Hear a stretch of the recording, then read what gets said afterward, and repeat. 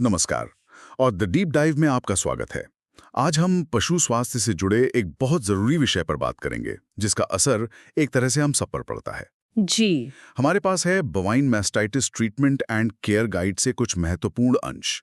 ये गाइड गायों में होने वाली एक आम पर बहुत गंभीर समस्या थनैली पर केंद्रित है। और ये विषय जितना आम लगता है ना, उतना ही गंभीर भी है, खासकर डेयरी उद्योग और उन करोड़ों किसानों के लिए जिनकी पूरी आजीविका ही इसी पर निर्भर है। सही बात है। यह सिर्फ एक पशु की बीमारी नहीं है, इसका असर दूध की गुणवत्ता पर, उत्पादन पर और किसान की आर्थिक स्थिति पर सीधा पड़ता है। बिल्कुल। और आज का मकसद सिर्फ इन निर्देशों को पढ़ना नहीं है, बल्कि इनके पीछे का जो विज्ञान है, जो रणनीति है, उसे समझना है। हाँ। सोचिए एक किसान है रमेश, जिसकी सबसे अच्छी गाय अचानक बीमार पड़ जाती है। वो परेशान है, तो ये गाइड एक तरह से रमेश के लिए एक रोड मैप जैसा है। तो चलिए इसे जरा गहराई से समझते हैं।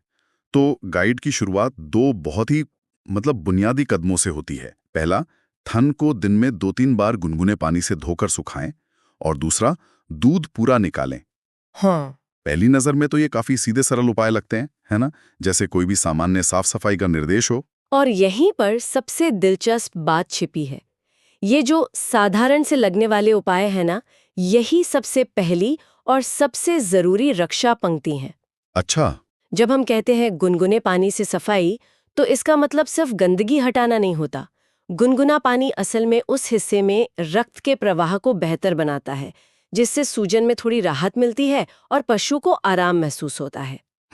और सबसे जरूरी, ये संक्रमण फैलाने वाले जो कीटाणु हैं, उनकी संख्या को सीधे तौर पर कम कर देता है। और इसमें सुखाने पर भी खास जोर दिया गया है। मुझे लगता है कि ज्यादातर लोग इसे बस सफाई का अगला कदम मानकर शायद नजरअंदाज कर देते होंगे। आपने बिल्कुल सही पकड़ा। ये धोना जितना महत्वपूर्ण है ना, शायद सुखाना उससे भी ज्यादा। अरे वाह। असल में बैक्टीरिया और दूसरे जो सूक्ष्म जीव हैं, उनको पनपने के लिए नमी चाहिए। वो उनके लिए एक स्विमिंग पूल की तरह है। अच्छा। अगर थन को धोने के बाद गीला छोड़ दिया, तो हम अनजाने में बैक्टीरिया के विकास के लिए एक बेहतरीन जगह बना रहे होते हैं। तो थन को सुखाना मतलब बैक्टीरिया के लिए एक रेगिस्तान बना देना, जहां उनका पनपना लगभग नामुमकिन हो जाए। बिल्कुल। ये एक छोटी सी आदत है, पर इसका असर बहुत बड़ा है। तो असल में ये बैक्टीरिया के खिलाफ एक तरह की दो मोर्चों वाली लड़ाई है। बाहर से आप उनके रहने की जगह खत्म कर रहे हैं सफाई और सुखाने से जी। और अंदर से आप उन्हें बेदखल कर रहे हैं, जो हमें दूसरे बिंदु पर लाता है, दूध पूरा निकालना। बार बार दुहाई करने की सलाह क्यों दी जाती है? थन के अंदर बैक्टीरिया अपनी संख्या तेजी से बढ़ा रहे होते हैं, और दूध जो उनके लिए पोषण का एक बेहतरीन स्रोत है, अगर वो थन में रह जाता है तो ये बैक्टीरिया के लिए एक दावत की तरह काम करता है। मतलब संक्रमण और तेजी से बढ़ेगा और बीमारी गंभीर रूप ले लेगी। तो बार बार दूध निकालकर हम असल में बैक्टीरिया की फूड सप्लाई लाइन काट रहे हैं। बिल्कुल। इसे हम एक फ्लशिंग मैकेनिज्म कह सकते हैं।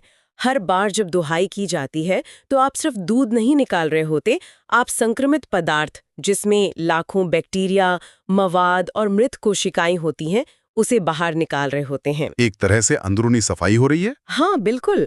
और इससे थन के अंदर का दबाव कम होता है, सूजन घटती है और पशु को काफी आराम मिलता है। ठीक है। पर ये याद रखना जरूरी है कि ये फ्लशिंग सिर्फ शुरुआती संक्रमण में ही सबसे ज्यादा कारगर है। अगर बैक्टीरिया अपनी पकड़ मजबूत कर लें, तो फिर हमें ज्यादा शक्तिशाली उपायों की जरूरत पड़ती है। और यहीं पर दवाइयां और डॉक्टर की भूमिका शुरू होती है। एग्जैक्टली। ये एक बहुत ही सहज और तार्किक ऊबरगांग है। तो जब ये शुरुआती देखभाल काफी नहीं होती, तब गाइड हमें पेशेवर मदद की ओर ले जाती है। इसमें दो बातें हैं। पशु डॉक्टर की सलाह से एंटीबायोटिक इंजेक्शन या थन ट्यूब लगवाएं, और थन पर एंटीसेप्टिक क्रीम की मालिश करें। हाँ, और यहाँ बात और भी दिलचस्प हो जाती है, क्योंकि ये एक दूतरफा इलाज की तरफ इशारा कर रहा है ना। एक अंदरूनी और एक बाहरी। बिल्कुल। ये एक समन्वित हमला है। जब हम एंटीबायोटिक इंजेक्शन की बात करते हैं, तो वो दवा खून के जरिए पूरे शरीर में पहुंचकर संक्रमण की जड़ पर काम करती है। मतलब ये एक सिस्टेमिक ट्रीटमेंट है जी, जो पूरे सिस्टम पर काम करता है।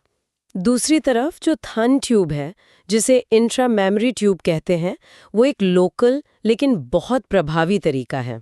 अच्छा। इसमें एंटीबायोटिक दवा को सीधे थन के अंदर डाला जाता है, ठीक उसी जगह जहां संक्रमण सबसे ज्यादा है। ये एक सर्जिकल स्ट्राइक की तरह है। तो एक तरीका पूरे इलाके पर नजर रख रहा है और दूसरा सीधे दुश्मन के ठिकाने पर हमला कर रहा है। लेकिन फिर क्रीम की क्या जरूरत है? क्या ये दोनों तरीके काफी नहीं है? बहुत अच्छा सवाल है।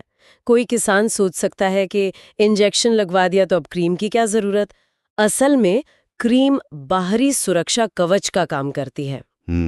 ये थन की त्वचा की सतह पर मौजूद कीटाणुओं को मारती है ताकि बाहर से कोई नया संक्रमण अंदर ना जा सके। और दूसरा, जब सूजन वाली जगह पर क्रीम से हल्की मालिश की जाती है तो उस जगह पर रक्त का प्रवाह बेहतर होता है, जिससे शरीर की अपनी रोग प्रतिरोधक क्षमता भी काम कर पाती है। बेहतर तरीके से। हाँ, वो कोशिकाएं संक्रमण वाली जगह पर जल्दी पहुंचती हैं और ये सूजन और दर्द को कम करके पशु को राहत भी देती है। तो इलाज अधूरा माना जाएगा अगर आप सिर्फ एक ही पहलू पर ध्यान दें। और एक बात जिस पे इस गाइड में बहुत जोर दिया गया है वो है पशु डॉक्टर की सलाह। ये सिर्फ एक मतलब सामान्य सलाह है या इसका कोई गहरा महत्व है? मुझे तो लगता था कि मैस्टाइटिस के लिए कोई एक ही जादुई गोली होगी जो हमेशा काम करती है। ये इस पूरे चिकित्सक के हस्तक्षेप का सबसे महत्वपूर्ण हिस्सा है। और आपकी जादुई गोली वाली बात एक बहुत आम धारणा है। अच्छा। हकीकत यह है कि मैस्टाइटिस 100 से भी ज्यादा अलग-अलग तरह के बैक्टीरिया से हो सकता है।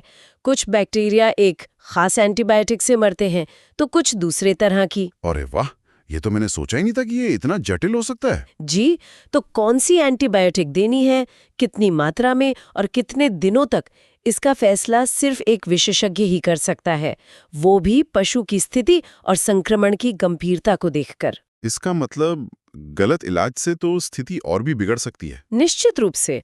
मुझे एक किसान का मामला याद है जिसने सिर्फ बुखार देखकर बाजार से कोई भी एंटीबायोटिक खरीद ली थी।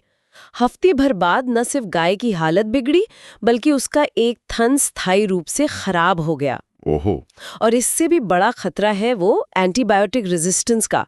अगर सही एंटीबायोटिक भी कम मात्रा में या कम समय के लिए दी तो कुछ बैक्टीरिया बच जाते हैं जो उस दवा के खिलाफ मजबूत हो जाते हैं और फिर भविष्य में वो दवा उन पर बेअसर हो जाती है। बिल्कुल। और ये सिर्फ उस जानवर के लिए ही नहीं, हम इंसानों के लिए भी एक बड़ा खतरा है। सही बात है। इसलिए पशु डॉक्टर की सलाह वाली बात सिर्फ एक किताबी नियम नहीं है, ये जमीनी हकीकत है। ये बहुत जरूरी जानकारी है जी। तो इसका मतलब है कि सबसे अच्छा इलाज तो यही हुआ कि ये बीमारी हो ही ना। हाँ, बिल्कुल। और यहीं पर गाइड का अगला बिंदु आता है। साफ सफाई रखें, गंदगी से बचाएं। इलाज के दौरान ये एक सामान्य निर्देश जैसा लगता है, पर अब मुझे लग रहा है कि इसका मतलब कहीं ज्यादा गहरा है। बिल्कुल। अगर हम इसे एक बड़े परिप्रेक्ष्य में देखें ना, तो ये सिर्फ इलाज नहीं है। नहीं, ये इलाज का हिस्सा तो है ही, पर उससे कहीं ज्यादा ये रोकथाम का सबसे बड़ा और सबसे प्रभावी उपाय है। अच्छा। देखिए, थनैली बीमारी होती ही क्यों है? ज्यादातर मामलों में पशु के बैठने की जगह पर जो गोबर, कीचड़, नमी होती है, उसी की वजह से।